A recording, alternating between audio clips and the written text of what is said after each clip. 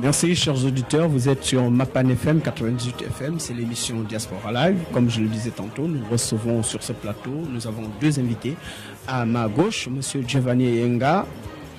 Alors, Monsieur Giovanni. Oui, Célestin. Vous devez nous parler de la convention de la jeunesse de la Bangabigné. De quoi s'agit-il exactement? Bien, merci encore une fois de plus de nous accueillir sur votre plateau. Alors, la Convention de la jeunesse de la Bangabigné est une plateforme de discussion politique. Discussion politique parce que nous sommes au XXIe siècle et principalement en plein cœur du septembre de la jeunesse. Et il faut bouger les lignes, il faut que la jeunesse participe. Et quand on parle de participation, c'est d'abord une participation politique. Il ne s'agit plus pour nous de simplement s'enrôler et d'aller accomplir nos devoirs citoyens, mais aussi de participer pleinement à la vie politique. Vous savez, le Gabon aujourd'hui traverse une période de transition et nous sommes une génération de transition. Mais la participation de la vie politique dans un pays se fait dans les partis politiques. Est-ce que les jeunes de la Bangabigné sont représentés dans les partis politiques? Oui et non. Oui, parce que j'ai des amis qui sont à l'UJPDG, qui sont à Démocrate. Mais qu'est-ce que vous reprochez à ces amis-là qui sont déjà dans les partis politiques? Je ne leur reproche rien, Loïc. Moi, je ne leur reproche rien, mais j'ai quand même une observation. Parce que la question de l'idéologie politique au Gabon reste recherchée. Donc vous pensez que vous avez trouvé la solution miracle? Non, c'est être... Vous proposez quoi comme solution? Non, ce que nous proposons déjà en début, c'est l'éducation politique. L'éducation politique, pourquoi? Parce que les jeunes, notamment... Qu'entendez-vous par éducation politique? L'éducation politique, c'est simplement renforcer les capacités, donner aux jeunes la bonne information de la politique. C'est quoi la politique? Pourquoi la politique? Comment la politique? Que faire de la politique? Parce que c'est cela dont il est question aujourd'hui. Tant que le jeune ne sera pas suffisamment instruit sur la question de la politique, il sera vulnérable, il sera le jouet de tout politicien malveillant. C'est pourquoi nous on pense que le moment est venu d'instruire notre génération, de nous instruire nous-mêmes et de pouvoir dégager des perspectives qui nous sont propres et dont nous-mêmes nous sommes les commandants de bord. Alors, qu'est-ce que vous prévoyez, vous, en termes idéologiques, qu'est-ce que vous amenez de nouveau comme pensée politique? Ce qu'on amène de nouveau, c'est déjà de démystifier la question politique au niveau des jeunes, de la démystifier et de l'impliquer activement. Comme nous le disons, notre premier ennemi, c'est la peur. Mais nous n'avons pas peur.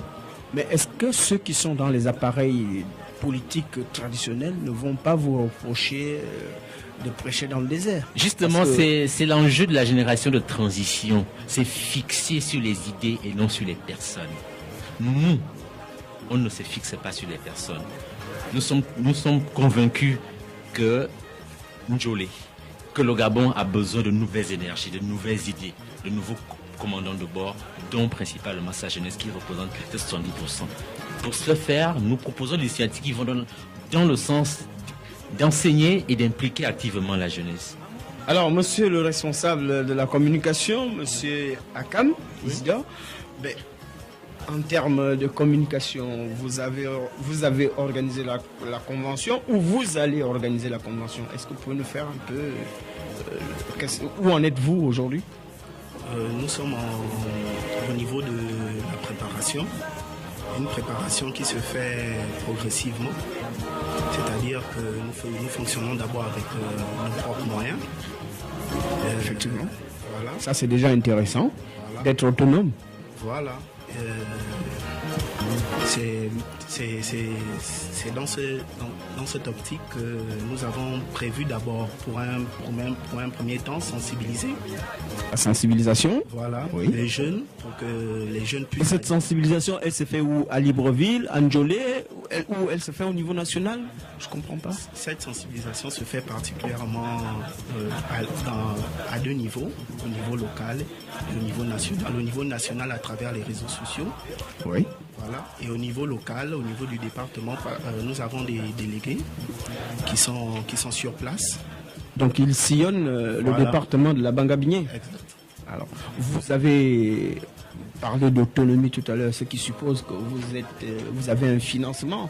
Comment ça s'est fait, ce financement? Parce que généralement, quand les jeunes se mettent ensemble, ils ont des difficultés de financement, de peur qu'on dise que la convention est financée par tel ou tel leader, par tel ou tel Irak.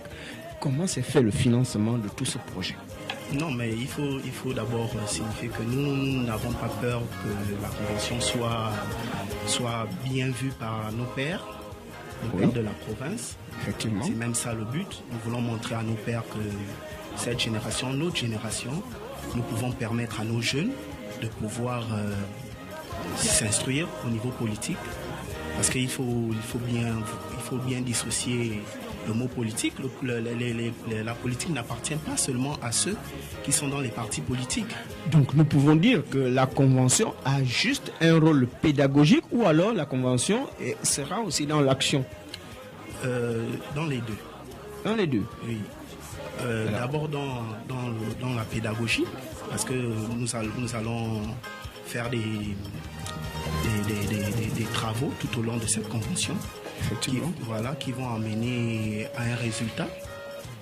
Et peut-être qu'après, nous allons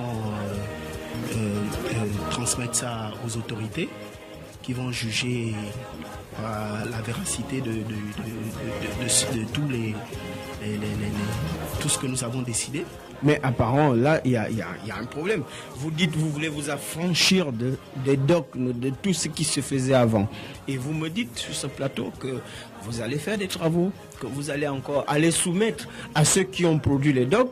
Bon, non. Quelque chose qui... Non, ce qui est clair, c'est que nous sommes dans une société. Effectivement. Et avant toute chose, il y a une hiérarchie.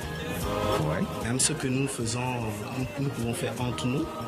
Pour que ça ait un impact un peu plus large, il faut toujours que nous puissions aller vers les autorités. Mais ça ne veut pas dire que c'est pas quelque chose de nouveau. C'est déjà quelque chose de nouveau parce que si vous voyez bien, les conventions ne se font pas trop au niveau local. Effectivement, le plus souvent, nous donnons la parole aux jeunes des milieux urbains. C'est vrai. En tout cas, je peux retenir cela. Voilà. Alors, monsieur Giovanni Nga, est-ce que ça suppose qu'après les assises ou la convention qui sera faite, ça suppose qu'après, il pourrait désigner des candidats pour les futures législatives? Cette question n'est pas exclue. Nous apportons l'innovation, mais dans cette innovation, nous avons pour obligation d'inclure l'ensemble des jeunes de notre département. Parce que c'est le pays, l'erreur que nous commettions parfois, c'est celle-là. Hein.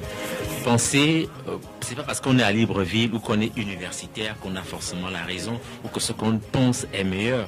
Mais aller vers cela, partager cet idéal et améliorer cela avec les autres. Donc la question, c'est notre volonté de voir des jeunes se présenter et de les soutenir.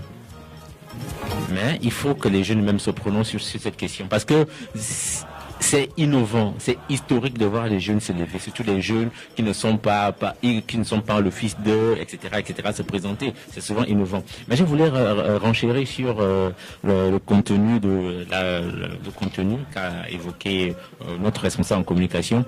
Lorsque nous irons vers les autorités, c'est pour présenter le rapport, parce que cette convention sera sanctionnée par une déclaration que nous avons appelée les actes de la convention de 2018. Et dans ce contenu, il n'y a pas que l'aspect politique en sens propre. Il y a une vision, ce que nous avons appelé le chantier à Banga-Bigné 2030 par exemple, c'est-à-dire les jeunes. Donc vous avez une vision nous avons dans la convention. Oui, exactement. Dans les termes de débat, c'est pour tracer une vision de la Banga-Bigné 2030. Effectivement. Alors, et si c'est pas réalisé en 2030, parce que nous connaissons bien au Gabon, nous avons dû l'émergence 2025, c'est dans quelques mois, hein, et je pense pas que ça va être atteint.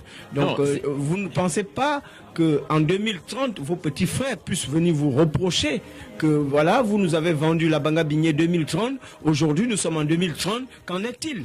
Non, ce n'est pas ça. Écoute, nous voulons être pragmatiques. Nous avons des objectifs à court, moyen et long terme. Le long terme, c'est 2030, mais il y a des choses à faire en amont. L'une des choses qui doit créer le déclic, c'est d'abord cette convention qui va accoucher les actes de la convention. C'est quoi les grandes lignes? C'est quoi les grandes lignes qui seront débattues au cours de cette convention? Mais les grandes lignes, c'est d'abord le développement local lui-même et la place de la jeunesse au sein de la gouvernance politique locale. Nous, en tant que jeunes, il s'agit d'imaginer un modèle de gouvernance locale.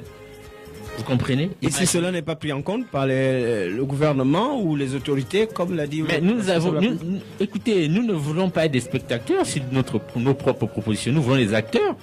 Il n'y a pas que législative, il y a les élections municipales. Ce qui suppose que les idées qui seront débattues et celles qui seront retenues seront en fait le canevas de la campagne des éventuels candidats aux élections. Peut-être pas, mais l'enjeu de la convention n'est pas de venir adouber un candidat. Ah, monsieur Akam veut intervenir. Alors dites-nous, ce ne sera pas la base de travail des éventuels candidats? Non. Dans la mesure où on ne connaît pas encore qui sera candidat ou qui sera candidat ou qui ne sera pas candidat, nous avons pensé qu'il est mieux et il est préférable de donner la parole aux jeunes des localités. Non, nous comprenons bien, nous convenons avec vous. Ça permet aussi une certaine libération d'esprit. Je suis tout à fait d'accord. Voilà. Mais nous disons... Un jeune qui ne s'exprime pas, facilement, il peut se radicaliser. Vous savez, au Gabon, on a toujours dit, dans certains milieux, on en a assez des discours, on en a assez des réunions, des assises. Ça en est trop, il y en a trop. On fait des assises et ça n'accouche pas souvent de grand chose. Bon, ça c'est selon certains. Je vous laisse le bénéfice du doute que ce qui sortira de la convention des jeunes de la Banga-Bigné sera porteur d'espoir pour la Banga-Bigné. Nous sommes sur Diaspora Live et vous êtes sur Mapan FM 07 38 37 36. Vous pouvez intervenir sur le plateau en direct.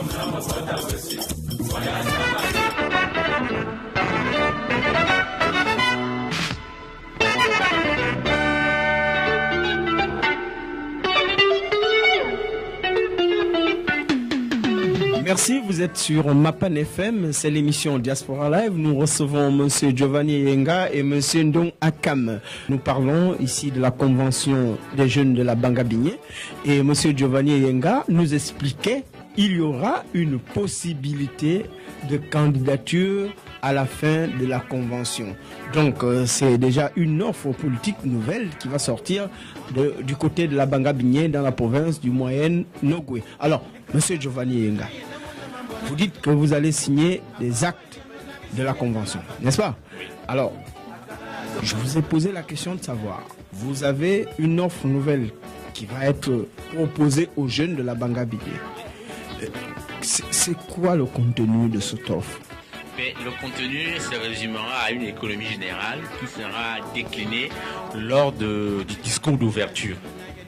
Je le disais tantôt, l'économie, la nouvelle vision, l'offre que nous allons présenter aux jeunes sera déclinée lors du discours d'ouverture. Mais ce que je voudrais ajouter en plus, c'est quoi? C'est que la convention, le thème principal, c'est jeunesse et défis politiques. Mais au-delà de nos défis politiques actuels, il s'agira pour nous de penser globalement au développement. Vous comprenez? Je prends un exemple.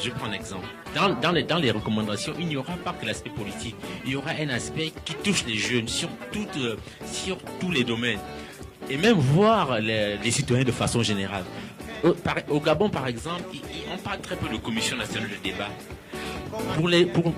En milieu rural, pour que les gens s'expriment généralement lors des campagnes, qu'elles soient législatives ou présidentielles, là où les hommes politiques viennent à l'encontre des populations, qui présentent leur vision et écoutent de façon plus ou moins directe les populations. Je vous rappellerai qu'en milieu rural, le débat politique est très intense. Pour avoir été Je vous dis, là-bas, le débat, c'est tous les jours. Pas Ndjolé. Ce que moi j'appelle débat, ce n'est pas ce que les gens font dans les bistrots, par exemple. Ben non, c'est l'expression libre. Je vous parle pas de bistrot. Ce que nous on entend par débat, c'est en fait qu'il y a une commission départementale du débat, par exemple, où le citoyen, par exemple, vient s'exprimer, dit par exemple, par rapport à l'environnement dans la bagarre minière, voici ce que moi je propose, voici ce que je propose, qu'il y ait des recommandations qui sont remontées au conseil départemental ou municipal, par exemple, pour impliquer les populations. L'une de nos spécificités, c'est que nous voulons impliquer nos populations dans le développement des décisions qui se prennent pour Ndjolé. Vous savez, aujourd'hui, mais ça rentre dans le cadre de la décentralisation. Je vais vous dire que le système politique en place n'a pas vraiment eu cette vocation de laisser un débat ouvert au niveau des instances décentralisées de l'administration publique. Mais ça commence à arriver aujourd'hui. Par exemple, nous avons des émissions qui sont très pointues, qui parlent de politique. Ce que nous pensons, par exemple, c'est que dans une localité, par exemple, le maire est le premier citoyen de la ville. Il peut organiser un débat citoyen, par exemple, pour recueillir l'avis des citoyens sur certaines questions. Par exemple. Il y a déjà le conseil municipal. Le conseil municipal, il est restreint. Le conseil municipal, c'est des gens que vous avez élus, il est restreint. Mais les choses évoluent. Donc ça suppose que, M. Giovanni, soyons assez concrets, ça suppose que si demain vous êtes élu à la municipalité de Ndjolé, si mon frère Akam est à la municipalité. Si vous êtes à la municipalité de Ndjolé, oui, ça suppose que vous allez instaurer ce débat. Il le faut, monsieur, il le faut, vous savez. Il le faut. Pourquoi? Parce que nous avons besoin des idées nouvelles. Le monde est en mouvement. Je suis d'accord avec vous. Le monde est en mouvement. Je vous prends un exemple simple, ce qui s'est fait au sein de la commune de Ndjolé. Et ce sont des problèmes que nous attaquons. Le code environnemental est clair au Gabon, par exemple. Ndjolé est un petit point économique. Lorsque les opérateurs viennent s'installer sur l'exploitation minière, par exemple, il y a une consultation locale qui doit être faite. Mais elle n'est pas faite en Ndjolé. Elle n'est pas faite. Et pourquoi? Mais parce que, bon, peut-être que les autorités estiment, à tort ou à raison, qu'il n'est pas utile ou important de donner la parole aux citoyens en ce qui les concerne. Vous voyez? Donc, ce sont ces questions-là que la commission du débat départemental ou communal devrait aborder. Il n'aurait plus besoin de consulter toute la population, mais il devrait juste convoquer une commission du débat qui vient. Il dit voilà, il y a un opérateur économique qui va sur le manganèse dans Ndjolé. Qu'est-ce que vous en pensez? Voici le projet qu'il nous propose. Vous savez, là c'est plus concret et c'est organisé. Là, tout le monde, au lieu qu'on invite tout le monde, là, il y a un appel qui est là. On sait que voilà, les citoyens qui sont concernés par l'implantation de telle entreprise sur cette question doivent se réunir et discuter. Vous savez comme moi que cela nécessite de mobiliser un certain nombre de moyens. Non, on n'a pas besoin de moyens. Il y a une salle de fête qui est là, il suffit de réunir les gens, peut-être un peu de Wanza en passant. On n'a pas besoin de moyens pour ça. Vous savez comment se terminent souvent les salles de débat dans nos pays lorsque cela n'est pas organisé. Hein. Mais non, écoutez, il faut y aller. Hein. Mais il faut commencer pour changer les choses. Il faut commencer. Je ne suis pas de ceux qui ne veulent pas briser les tabous. Moi, je pense que votre proposition est la bienvenue et elle est assez intéressante. Et nous irons ça plus peut loin. Être, donc nous disons que la Banga Binié peut être un centre de recherche du débat public. Non, peut-être. Vous savez, la Banga Binié a longtemps enseigné au Gabon certaines valeurs. La question du nationalisme, par exemple, du travail bien fait et de l'élitisme. Je vous rappelle que le premier bachelier gabonais est de la Banga Binié, François Meillet. Félicitations à ce premier bachelier gabonais auquel vous êtes très, très, très fiers. Alors, monsieur Akam, vous pouvez nous faire le déroulé de ces manifestations? Comment cela va se dérouler concrètement? Concrètement, il faut d'abord que je rappelle, pour éclaircir le plus grand nombre de jeunes, cette convention, c'est pour tous les jeunes de Ndjolé. C'est pas pour un parti politique. Les jeunes de Ndjolé, de la diaspora aussi. Hein. Je pense que vous vous adressez à eux. Vous êtes sur Diaspora Live. Alors que pensent les jeunes de la diaspora originaire de Ndjolé des actions que vous menez? Est-ce que vous êtes en lien avec eux? Est-ce que vous arrivez à communiquer et à échanger? Oui, je pense avoir reçu un commentaire sur... Vous pouvez nous faire... que dit le commentaire? Non, le commentaire, il disait tout simplement que nous sommes avec vous et que... il nous encourage, quoi. Ok, ben dites-nous, ça va se passer de quand à quand et quelles sont les dates retenues? C'est placé sur un jour. Effectivement. Et ça se déroule où? Au lieu, c'est la Papaye, l'hôtel La Papaye, à Njolé. D'accord. Et c'est quoi la date? Le 24 février. février. Alors, comment on peut faire pour entrer en contact avec vous? Supposons qu'un jeune de la Banga-Bigné est intéressé par votre projet, il n'était pas inscrit au départ et qu'il souhaite rejoindre l'aventure. Comment on fait? Il n'a qu'à rentrer en contact avec nous via mon téléphone mobile. Vous pouvez le transmettre, hein, si vous voulez. 07 oui. 22 oui. 90 41. Ok. Merci beaucoup, Monsieur Akam. Nous allons nous revenir à Monsieur Giovanni Yenga. Alors, Monsieur Giovanni, vous nous dites, voilà, vous allez donner la parole aux jeunes. Vous proposez qu'il y ait des débats citoyens populaires, si je n'en abuse. Vous voulez soumettre un certain nombre de politiques publiques à un débat public. Alors, pour vous, est-ce que vous pensez que cet objectif peut être atteint? Jean-Paul Sartre disait, si je ne me trompe pas, l'homme est la mesure de toute chose. Alors, l'homme est la mesure de toute chose, et lorsqu'on est élu local, lorsqu'on représente un département, une commune, on a été élu pour une vision. Et il n'y a rien de bon à loi de vouloir impliquer ses concitoyens pour mettre en œuvre cette vision. C'est dans cette optique que nous pensons que le débat communal, une commission de débat communal serait la bienvenue. Pas pour influencer ou pour ralentir la vision, les travaux que la municipalité ou le concitoyen souhaiterait entreprendre, mais au contraire soutenir et encourager. Vous savez, les gens disent, le commun des mortels dit souvent, ce qui se fait sans nous et contre nous. Et pour éviter cela, pour qu'on ne pointe parfois, le maire a pris telle décision, ou le député de la région précise a pris telle décision, s'il implique le plus grand nombre, ben, ce n'est bénéfique pour tout le monde. Et ça évite quoi? Ça évite la pensée unique, vous comprenez? Parce que parfois, nous, en tant que députés, ou nous, en tant que maire ou sénateur, nos priorités ne devraient être celles des concitoyens. Mais ce qu'on constate, c'est qu'il y a vraiment un fossé.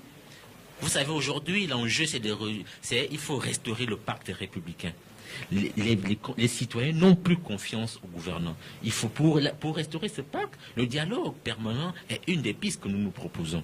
Nous vous remercions, M. Giovanni Yenga, c'est votre mot de fin. Alors, M. Akam, qu'est-ce que vous pouvez dire aux jeunes de la Banga-Bigné en mot de fin?